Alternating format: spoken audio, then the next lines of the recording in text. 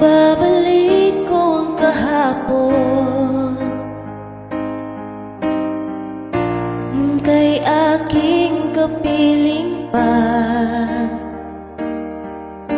Naaalala ko ang mga sumpaan na walang parang bula, di ko matanggap.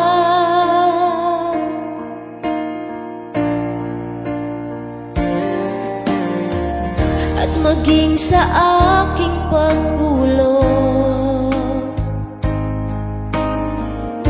ika'y laman ang panaginip ko. Hanggang kailan magtitiis